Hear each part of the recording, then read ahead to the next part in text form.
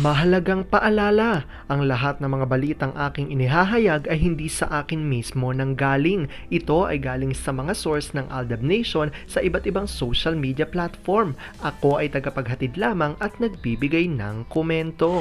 Magandang araw mga Aldab Nation! May panibago na naman po akong update para sa inyong lahat. Pero bago natin ito umpisahan ay huwag niyo munang kalimutan na mag-subscribe sa aking YouTube channel at i-click mo na rin ang katabing bell button para maging updated ka sa mga latest videos na ia-upload ko. At kapag umabot na ng 100,000 subscribers ang aking channel, ay may sorpresa ako para sa inyong lahat.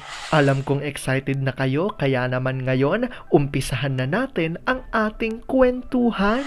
Ang pag-uusapan natin ngayong araw na ito kung saan, akalain nyo yun, pinakinabangan noon nila ang mga fans pero kinakalaban nila ngayon?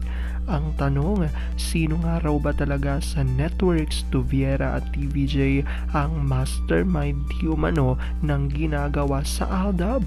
Tignan nyo naman ngayon at isa-isa na raw itong mga kinakarma.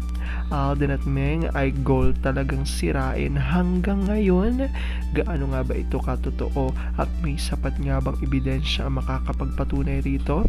Well, alam kung gusto nyo na yung malaman, pero bago ho yan ay bibitinin ko muna kayo ng kaunting-kaunti lamang kung saan magbasa muna tayo ng mga nakakatuwang post ni My Name is Theo01 sa Twitter. Kaya naman wag na natin patagalin pa.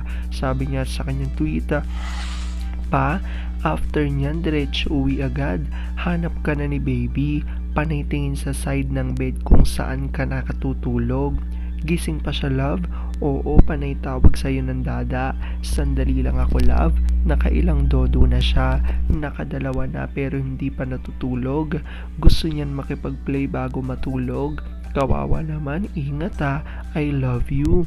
Ang batang ito talaga ang sasarap nyo talagang mahalin. Ang sa akin lang naman, ba't need nyo pang mag-tantrums bago matulog? Yung mimi nyo sobrang pagod na. Yung daddy nyo pagod sa work pero need pa kayong kargahin pag uwi para patulugin. Ayaw naman ng mimi nyo na pagalitan kayo kasi lalakas lalo ang volume ng iyak nyo. Akala dati ni mimi at daddy sobrang dali at gaan ang magkaroon ng anak. Ngayon, natatawa at napapailing na lang silang mag-asawa pag sabay-sabay ng nagtantrums. Minsan, nakakairita na at gusto mo na lang mag-walk out. Kaso, mas gugustuhin mo na lang sumakit ang ulo mo kesa pagalitan ng mga cuties na baby na yan. Alam kong tuwan-tuwa ako kayo sa ating binasa pero ngayon pag-uusapan na natin ang ating main topic.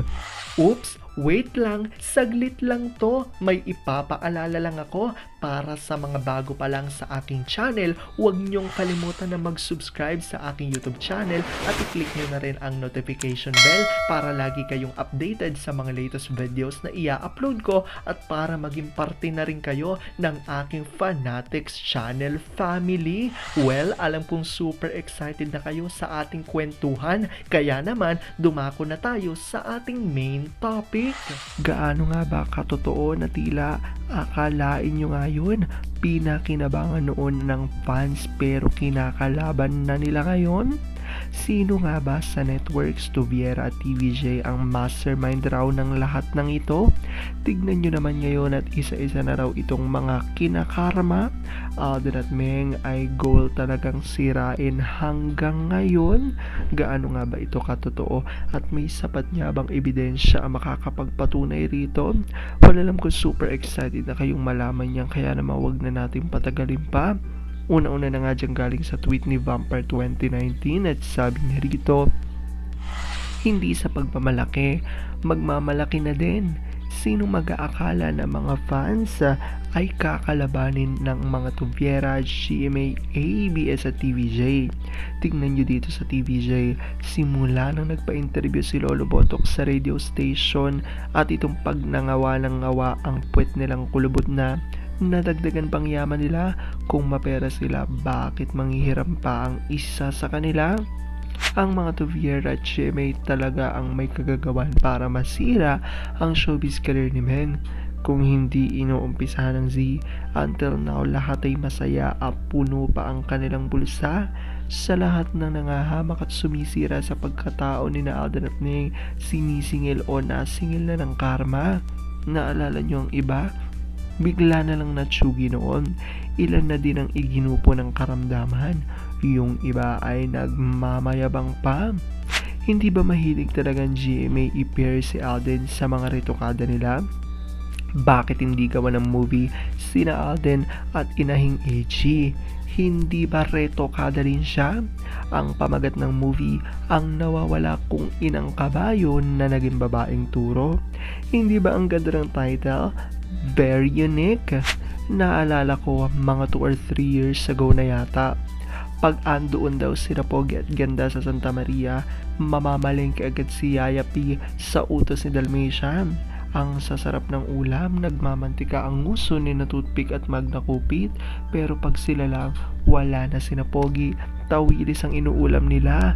In fairness, masarap naman ang tawilis pag hindi na pula ang mata, pag walang sore eyes.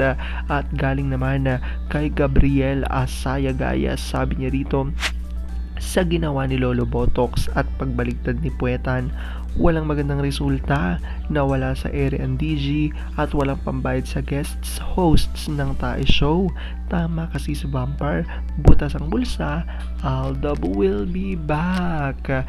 At ayan niya ang patuloy na paninindigan ng mga Aldab Nation kung saan itong araw ang mga di umano'y taong gumagawa ng pagsira di umano kina Alden at Meng, at dahil nga raw sa ginagawa nila ay tila unti-unti na nga raw kinakarma ang mga ito at tila butas na ang bulsa dahil nauubos na raw di umano ang kanilang mga pera.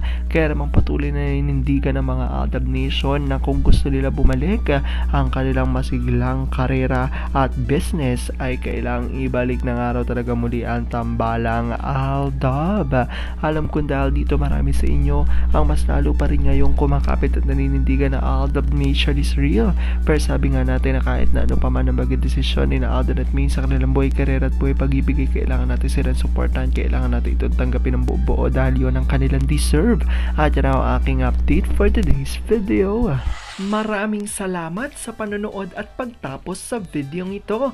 Kung nakapag-subscribe ka na, welcome sa Fanatics Channel family. Kung hindi pa naman, huwag ka nang mahiya. Mag-subscribe ka na. Pindutin mo na yan. I-click mo na rin ang katabing bell button para makatanggap ka ng notification kapag may bagong update para sa iyo. Para naman sa parte na ng aking pamilya, punta lang sa aking channel at i-click ang videos para mapanood mo at malaman mo pa ang mga nakaka-good vibes at nakakakilig na fresh news about Maychard. Muli, ako ho ang inyong lingkod na patuloy na maghahatid ng good vibes every day. Thank you mga Aldab Nation. Ingat!